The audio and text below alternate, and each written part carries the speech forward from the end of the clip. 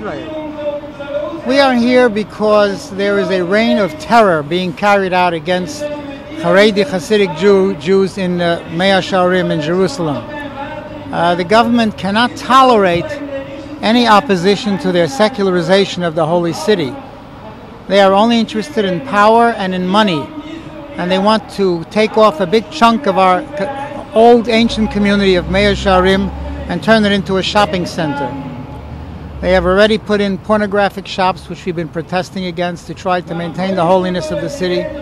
They throw us into jail on trumped-up charges, phony charges, for long jail terms, more than 2 years. And at the same time, when it comes to gay rights and gay marches in the city of Jerusalem, they protect them with 2,000 policemen to prevent anyone from bothering them. There is a clear secular culture by imposters who have taken over the Holy Land and pretend that they are the continuation of the Jewish people. And they are clearly interlopers and imposters, radical socialists, revolutionaries who came from Russia in 1900, who took over from the Haredi traditional Jews who lived in peace with the Arabs and the Christians, and they are determined to wipe out all opposition to their secularization of the Holy Land.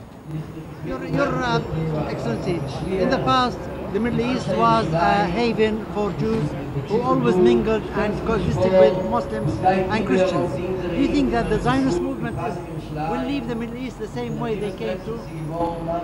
Well, we almost had peace in the Middle East in 1924 when the Eidah Haredit under Rabbi Sonnenfeld commissioned an international diplomat, Jacob Dehan, to negotiate with Emir Abdullah and King Hussein.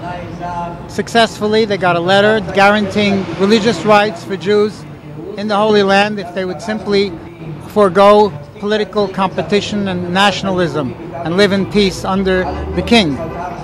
This plan was going to be brought to the British government, the mandatory government in London, by Jacob Dehan in 1924.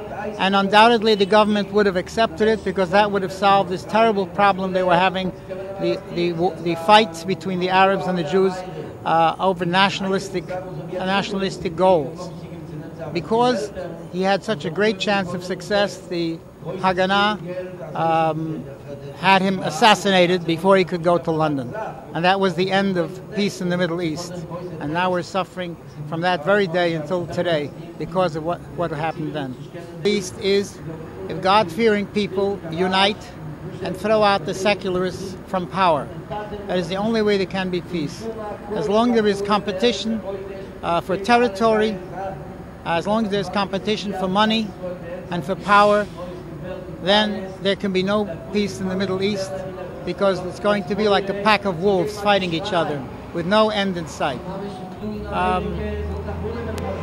Unfortunately, I think this is a powder keg. I'm not a politician, but anything could happen, and it is all in God's hands. I have no idea how this will play out. I hope it will play out peacefully, and the Messiah will come in the near future and bring peace to all the peoples in the Middle East and all over the world, in God's name.